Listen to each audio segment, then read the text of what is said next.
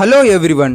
Imagine waking up tomorrow morning and suddenly money no longer exists. No 10 rupee, no 100 rupees, no UPI, no Google Pay, no Phone Pay, no bank balance. Now tell me, how will you buy food? How will you purchase a mobile phone?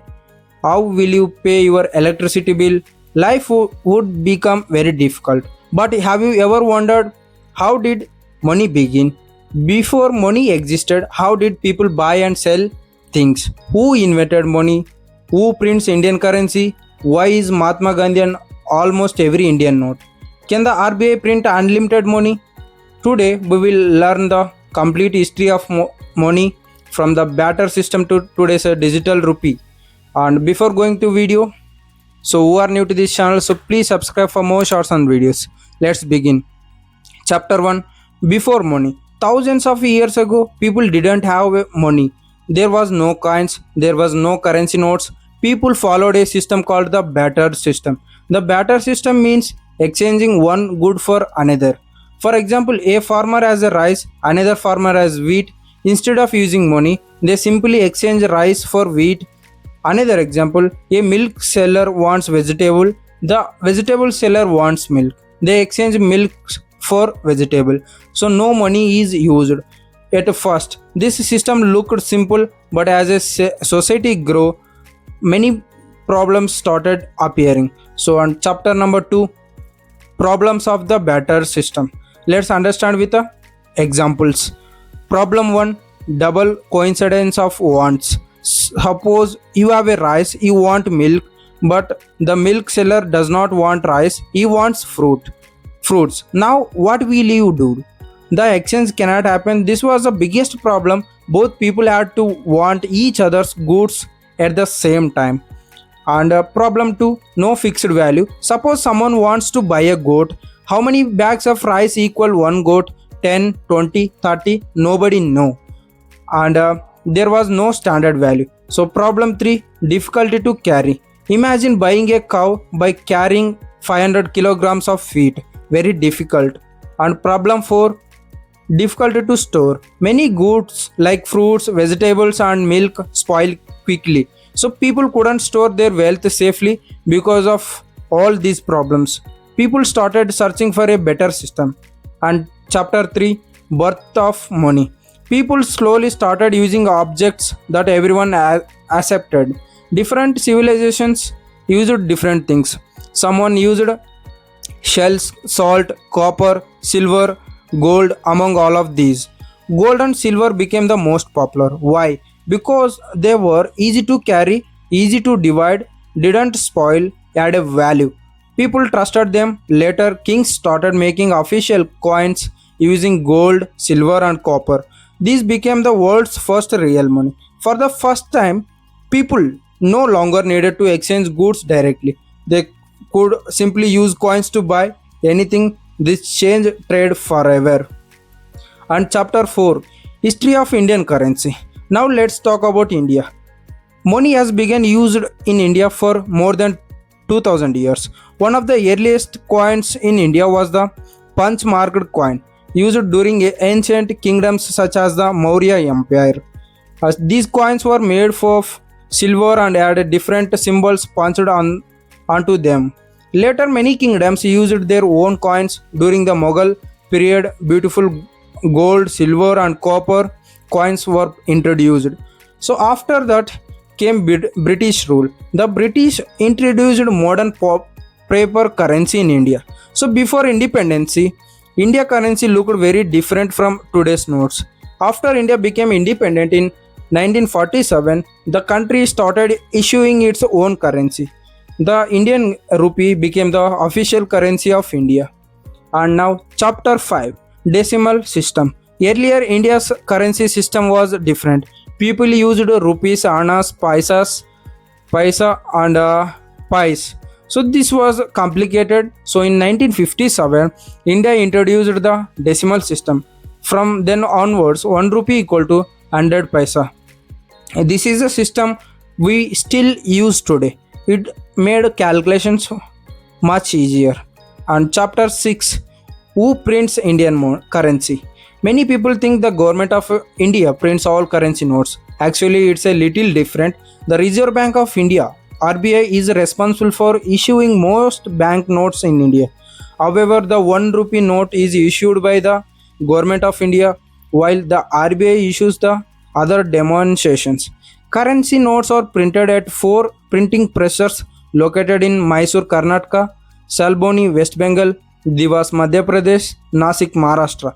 These presses use special security paper and advanced printing technology to reduce counterfeiting. And chapter 7, who makes Indian coins? Now let's talk about coins. Coins are issued by the government of India. They are manufactured at a government mints located in Mumbai, Kolkata, Hyderabad, Noida. So these mints produce different denominations such as 1 rupee, 2 rupee, 5 rupee, 10 rupee, 20 rupees. Every coin has a special designs and security features. If you look carefully, you will also notice the year in which the coin was minted. And chapter 8, RBI's rule. The Reserve Bank of India does much more than printing currency. Its responsibilities include issuing most banknotes, managing the country's money supply, controlling inflation through monetary policy, supervising many banks, maintaining financial stability. That's why the RBI is called the Central Bank of India. And chapter 9, why is Mahatma Gandhi an Indian currency notes? Now let's answer one of the most common questions. Why is Mahatma Gandhi photo on Indian currency? So after independence, India currency notes didn't always have Mahatma Gandhi's photo. Earlier, some notes featured the lion capital of Ashoka, which is India's national emblem. In 1996, the Reserve Bank of India introduced the Mahatma Gandhi series of banknotes. Gandhi was chosen because he is known as the father of a nation and symbolizes peace, truth, and India's freedom movement. In 2016, after introduction of the new 500 and 200 notes, the Mahatma Gandhi new series was launched. Today, all regular Indian banknotes continue to feature Mahatma Gandhi, and many people ask why are not other freedom fighters on Indian notes. The RBI selected one standard design for all regular banknotes to maintain uniformity and easy identification. However, other great leaders are honored through commemorative coins, postage stamps, and memorials. And some people ask, so RB how much every year print the money? So based on the demand, so based on demand only, it's a print. So it will changes every year. And chapter 10, security features of Indian currency. Have you ever wondered why fake notes are difficult to make?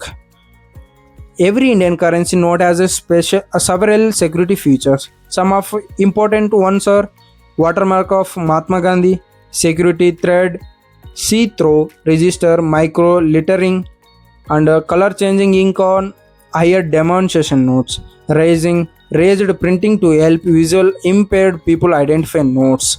These features help people identify genuine currency and make counterfeiting much harder.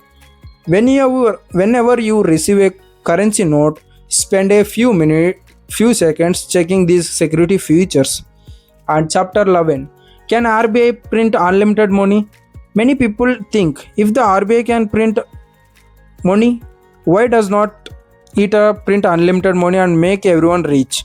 The answer is simple. If too much money is printed without corresponding economic growth, the value of money falls. So prices of goods and services increase. This is called inflation. For example, if everyone suddenly had 1 crore rupees, the demand for houses, cars, and food would increase sharply, but the supply of these things would not increase immediately. As a result, prices would rise significantly. So the RBI prints currency so based on the economics needs, as I said before, and replacing damaged notes and meeting demand while trying to keep inflation under control. And chapter 12, digital money. So today many people hardly carry cash. Instead they use UPI, debit cards, credit cards, internet banking, mobile wallets. India has become one of the world's largest users of digital payments. The RBI has also introduced the digital rupee. So CBDC, central bank digital currency.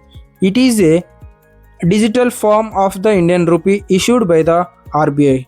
So unlike cryptocurrencies, the digital rupee is official legal currency issued by the India's central bank. And chapter 13, amazing facts about Indian money. Here are some interesting facts. The 1 rupee note is issued by the government of India. The all other banknotes are issued by the Reserve Bank of India. India once had 1000, 5000 and 10,000 notes which were later discontinued, and old and damaged notes collected by banks are destroyed and replaced with new ones. Every currency note tells a story about India's culture, history and achievements through its design. And final summary, let's quickly revise today's video. We learned how people traded before money using the barter system. We saw why the barter system failed. We learned how coins and paper currency were introduced. We understood the history of Indian currency. We learned who issues Indian banknotes and coins. Who discovered why Mahatma Gandhi appears on Indian currency notes. We explored the security features that protect our money. We learned why the RBI cannot print unlimited money. Finally, we looked at digital payments and the digital rupee. And the history of the history of money is not just about currency. It's the story of how trade, business, and civilizations developed over thousands of years. Every time you hold a 10 rupee, 100 rupees or 500 note, remember that it represents countries, centuries of economic history and trust. If you enjoyed this video, please like, share and subscribe to Keshma Money Talks, and thank you for watching. I will see you in the next video. Jai Hind.